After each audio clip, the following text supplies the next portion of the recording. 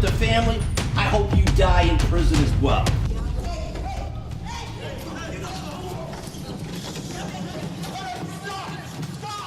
Security footage that nobody was supposed to see just leaked and has got the internet going crazy about what really happened to David's girlfriend, Celeste. Word on the street is this video shows David in places he said he wasn't, at times that don't match up with what investigators were told. The footage allegedly captured near one of the last spots connected to Celeste before her death has people asking questions nobody wanted to ask. Some saying it's proof he knows more than he's letting on, others claiming it clears his name. With the FBI already deep in his digital footprint and this new evidence dropping out of nowhere, the whole took a turn nobody's. The courtroom showdown that changed everything. Real talk, nobody expected David to wild out in court the way he did on September 25th, 2025.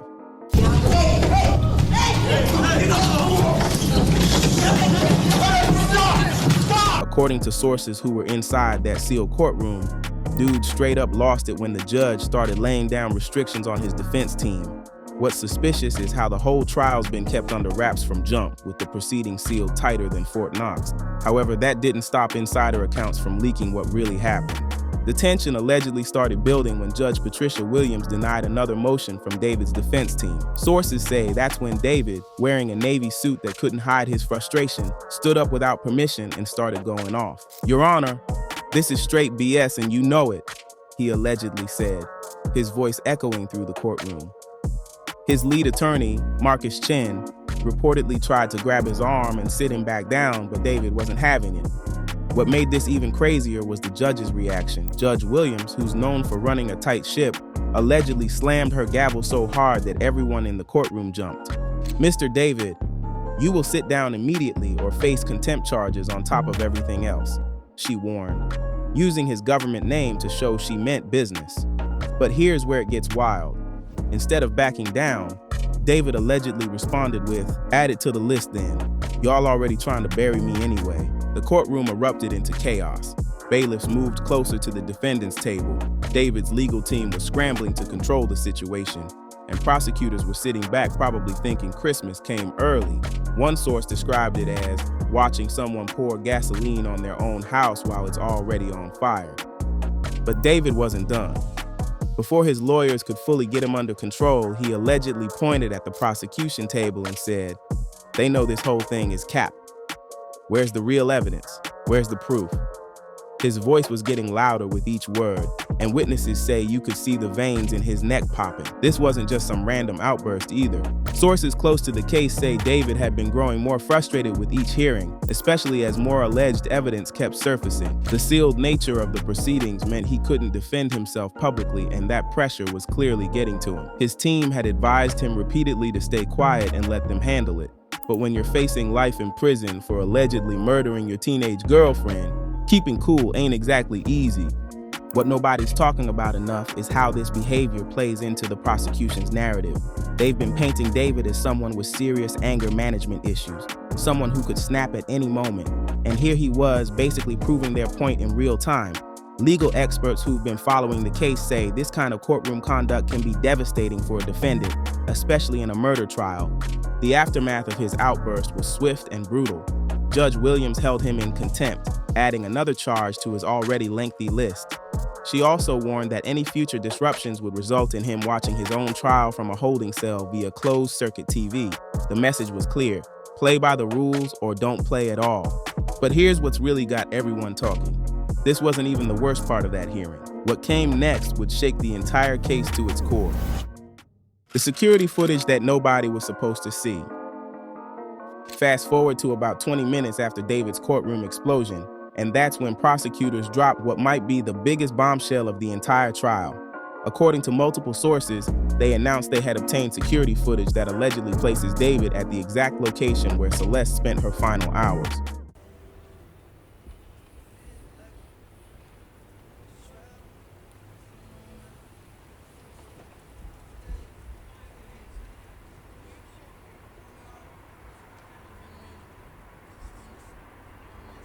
Now check this out. This footage has been kept completely under wraps. Not a single frame has been shown to the public, but leaks from inside the investigation paint a damning picture.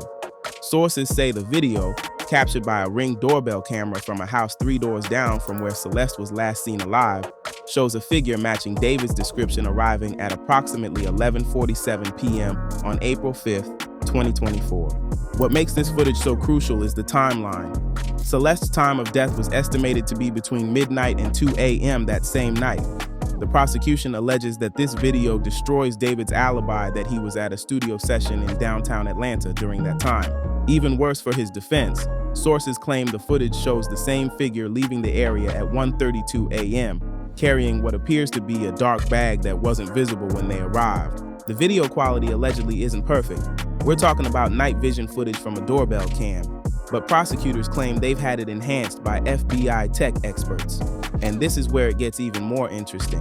The FBI's involvement wasn't just about video enhancement. They've been deep diving into David's digital footprint, and what they allegedly found is making his situation even worse.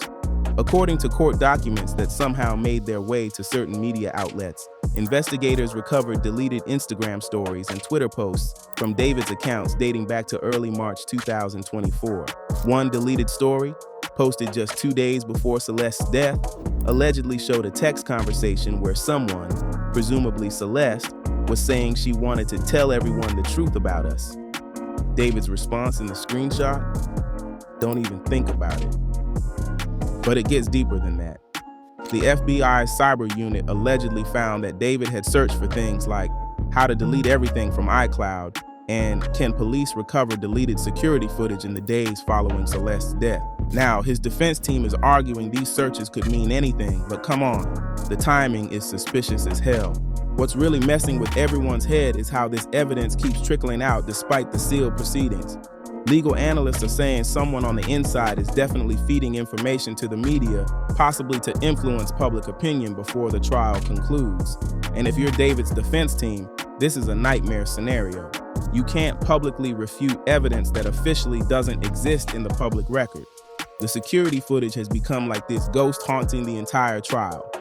Everyone knows it exists, everyone's talking about what it might show, but nobody outside that courtroom has actually seen it. Defense attorney Chen filed multiple motions to have the footage excluded, arguing it was obtained without proper warrants, but Judge Williams shot down every single one. Here's where the victim's family comes into play.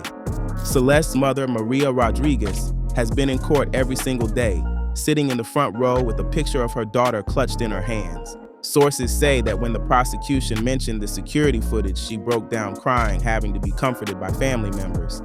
The image of this grieving mother having to hear about her teenage daughter's final moments through grainy security footage is heartbreaking no matter how you look at it.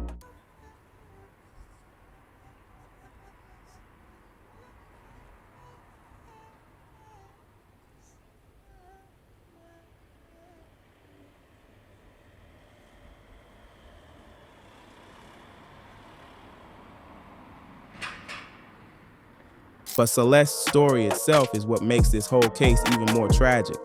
She was only 15 when she died, a sophomore with dreams of becoming a nurse. Friends described her as someone who always saw the good in people, maybe even to a fault. Her relationship with David, who was 20 at the time, had been a source of concern for her family from the jump. The relationship that raised red flags. To really understand how we got here, we gotta rewind to when David and Celeste first got together. This was back in September 2022, when David was starting to blow up in the music scene and Celeste had just started her senior year. The age gap alone had people talking, a 17 to 18-year-old rising artist dating an 11 to 12-year-old middle school student. And here's something a lot of people overlook. According to neighbors and people close to the family, Celeste's relatives allegedly knew about this relationship, but didn't raise alarm or step in. Word on the street is that they hadn't seen for more than a year.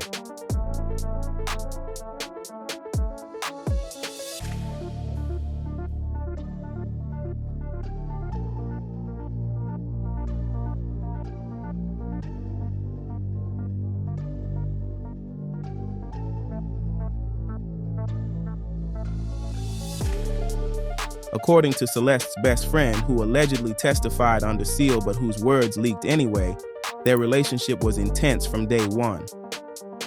He would pick her up from school in his Mercedes and all the girls thought it was so cool, the friend allegedly stated.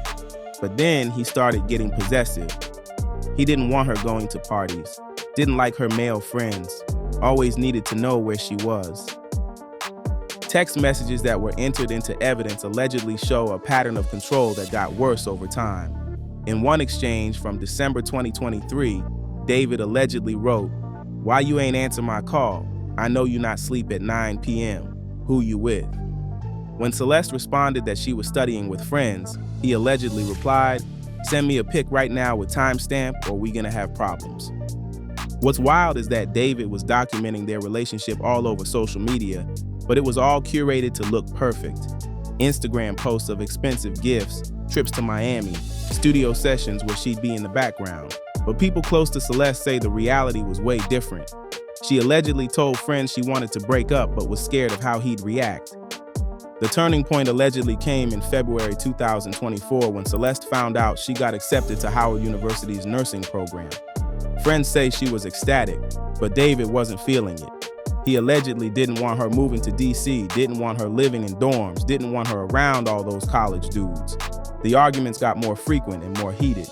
This is where those deleted social media posts become even more relevant.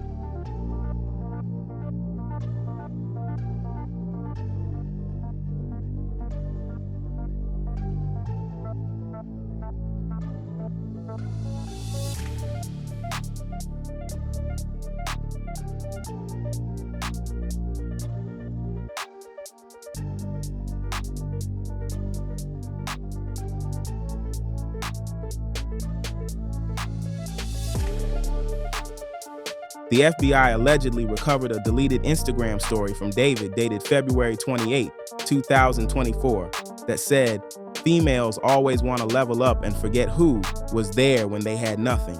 Watch how karma works." The timing lines up exactly with when Celeste got her acceptance letter. But here's something that hasn't been widely reported. Celeste had allegedly started documenting the relationship problems herself. According to sources, investigators found journal entries on her laptop dating back to January 2024, where she wrote about feeling trapped and scared. One entry allegedly read, "He says he loves me, but love isn't supposed to feel like prison. I'm only 17. I should be excited about college, not terrified of telling my boyfriend." The prosecution has been using these entries to establish a pattern of coercive control. Popular artist got caught giving thousands of dollars to kids. Now, why did he do this? To hide his little secret of him dating a minor. Yup. Who knows if he's still dating this minor, though. And people commenting, proof. Why the fuck else would he randomly go unnoticed, no one knows about this, to meet kids, bring them canes, give them thousands of dollars? Why else would he do that? Why else would any... They're arguing that David couldn't handle the thought of Celeste moving on with her life, that his possessiveness turned deadly when she tried to assert her independence. It's a narrative that's been strengthened by testimony from multiple witnesses who saw their public arguments in the weeks before her death. One particularly damning piece of testimony came from a waiter at Nobu, Atlanta, who served them on March 15, 2024, almost 2 weeks before Celeste died. The waiter allegedly told the court that David was berating Celeste throughout the dinner, at one point grabbing her wrist so hard she winced. When the waiter asked if everything was okay, David allegedly responded, "Mind your business, bro. We good over here." But while most of the spotlight has been on David, there's another uncomfortable layer. According to neighbors and people familiar with the family, Celeste's parents and relatives were aware of the relationship before things spiraled out of control. Some claim they didn't call attention to it, didn't step in the way they should have because they had been paid off. Whether out of fear, neglect, or something else entirely, their silence has led some to argue that the family also shares a measure of responsibility for how this all played out. The defense team, meanwhile, has been trying to paint a different picture. They claim Celeste was dealing with depression, that she had been struggling with the pressure of senior year and college applications. They've brought up her alleged substance use, trying to suggest other factors might have been at play. But honestly, this strategy seems to be backfiring hard, making David look even worse for trying to blame the victim. What's really telling is how David's behavior changed in the days after Celeste's death. Multiple witnesses have testified that he seemed unusually calm, almost relieved. He went back to the studio the very next day, posted on social media like nothing happened, and only publicly acknowledged her death after news outlets started reporting on it. His first statement, posted on Instagram 5 days after her death, read, "Lost someone special to me. Mental health is real. Check on your people." The vagueness of it, the deflection to mental health, the complete absence of grief or specifics, it all rubbed people the wrong way. Comments under that post were brutal, with many calling him out for what they saw as fake sympathy. The digital trail that exposed everything. Now, this is where the FBI's investigation gets really crazy. We're not just talking about deleted posts and search histories. We're talking about a whole digital trail that David thought he had erased, but that tech experts managed to recover, and trust me, what they found is wild.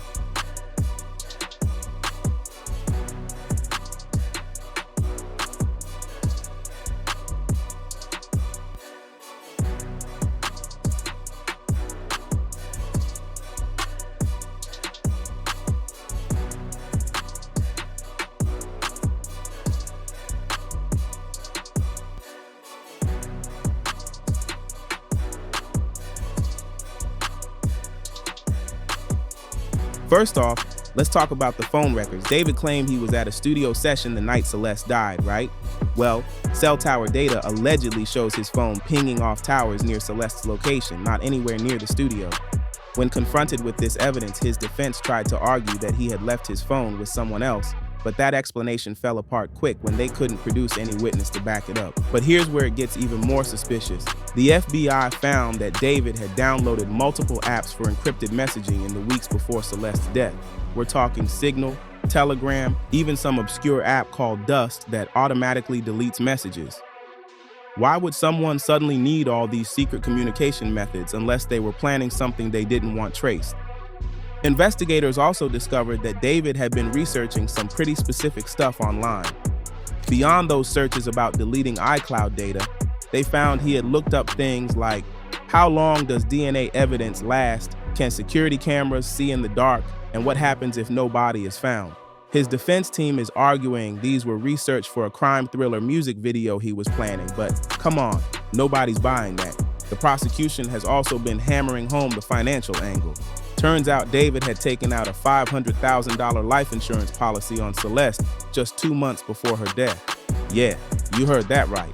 Life insurance on a 15-year-old girl. His explanation, he claimed it was to protect his investment since she was going to be featured in his upcoming music videos and tour. But what kind of sense does that make? What really sealed the deal for a lot of people following this case was when investigators uncovered David's burner phone. This man had a whole separate phone that he thought he had destroyed, but FBI tech wizards managed to pull data from the damaged device, and what they found? Text conversations with someone saved only as "clean up," discussing prices for making problems disappear.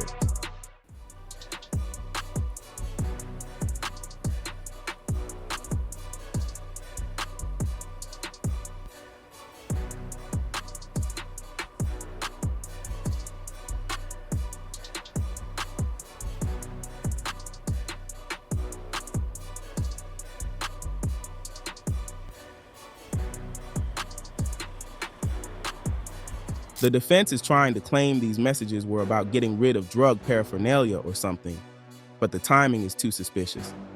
The last message to clean up was sent at 11:23 p.m. on March 22nd, just 24 minutes before that security footage allegedly shows someone matching David's description arriving at Celeste's location. Social media has been going absolutely crazy over each new revelation. The hashtag #Justice for Celeste has been trending for weeks, with people sharing her photos, her dreams, her acceptance letter to Howard that she never got to use. Meanwhile, David's music has been pulled from most playlists, his label dropped him, and his Instagram comments are full of people calling for the death penalty. But what's really interesting is how the case has exposed the dark side of the music industry's fascination with street credibility. Some of David's deleted tweets that the FBI recovered show him bragging about being really about that life and not just another studio gangster. It's like he was so obsessed with maintaining this image that he might have actually committed the ultimate crime to prove it. Legal experts watching this case are saying David's digital footprint might be one of the most self-incriminating they've ever seen. Dr. Patricia Vance, a criminal justice professor at Georgetown, said in a recent interview, "In my 30 years of studying criminal cases, I've rarely seen someone leave such a comprehensive digital trail of their alleged crimes. It's like he wanted to get caught." The trial is expected to continue for at least another 3 weeks, with the prosecution still having several more witnesses to call. They're reportedly saving their strongest evidence for last, including enhanced audio from that security footage that allegedly captures voices. If that audio clearly identifies David, it's pretty much game over. His defense team is running out of options. They've tried to suppress evidence, tried to claim illegal searches, tried to shift blame to everyone but their client. But when you've got security footage, digital evidence, witness testimony, and a defendant who can't control himself in court, mounting any kind of effective defense becomes nearly impossible. As we're wrapping this up, it's important to remember that at the center of all this is a 15-year-old girl who never got to go to college, never got to become a nurse, never got to live the life she deserved. Celeste Rodriguez was more than just a victim in a headline. She was somebody's daughter, somebody's best friend, somebody with dreams and potential that got cut short. The case has also sparked important conversations about age gaps in relationships, warning signs of abuse, and how the music industry sometimes glorifies dangerous behavior. If anything positive can come from this tragedy, maybe it's that more people will recognize these red flags and speak up before it's too late. As for David, his fate seems increasingly sealed with each passing day of testimony. His courtroom outbursts have only made things worse, showing a pattern of anger and inability to control himself that plays right into the prosecution's hands. Whether he's found guilty or not, his career is over, his reputation is destroyed, and he's become a cautionary tale about what happens when ego and violence collide. Click another box on your screen to watch another video covering the craziest stories in hip-hop.